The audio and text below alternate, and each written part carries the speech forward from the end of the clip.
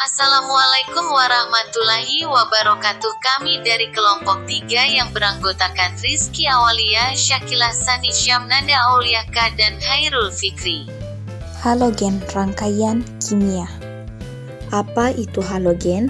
Halogen adalah senyawa yang unsur-unsurnya dapat bereaksi dengan logam untuk membentuk garam. Reaktivitas unsur halogen sangat besar sehingga unsur-unsurnya sulit ditemukan di alam. Golongan halogen yang paling banyak ditemukan dan melimpah di kerak bumi adalah fluor atau F. Kelimpahan halogen juga banyak ditemukan di lautan. Kegunaan unsur halogen. Fluorin membentuk senyawa CFC yang kemudian digunakan sebagai bahan cairan pendingin kulkas dan AC. Pada garam fluorida ditambahkan ke dalam pasta gigi atau air minum yang berguna agar dapat mencegah dari terjadinya kerusakan gigi. Dapat digunakan sebagai bahan pembuatan telepon. B. Klorin. Yang pertama, klorinasi hidrokarbon dapat dimanfaatkan sebagai bahan utama dalam sebuah industri plastik dan juga karet sintesis. 2. Dapat dimanfaatkan sebagai bahan untuk membuat tetraklorometana.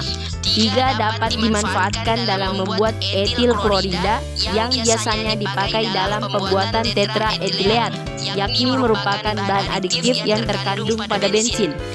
4. Dapat dimanfaatkan dalam industri dari berbagai jenis pestisida.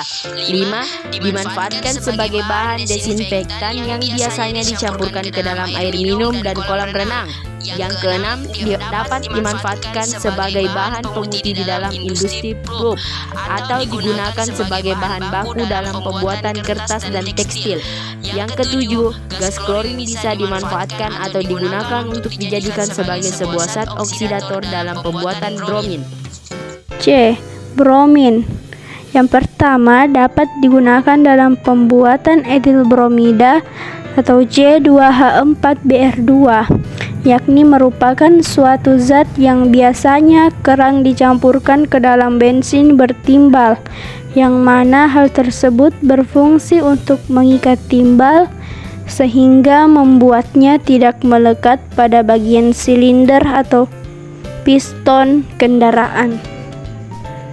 Yang kedua yaitu dimanfaatkan dalam pembuatan AGBR, yakni merupakan suatu jenis bahan yang sangat sensitif akan cahaya dan biasanya kerap digunakan dalam film fotografi.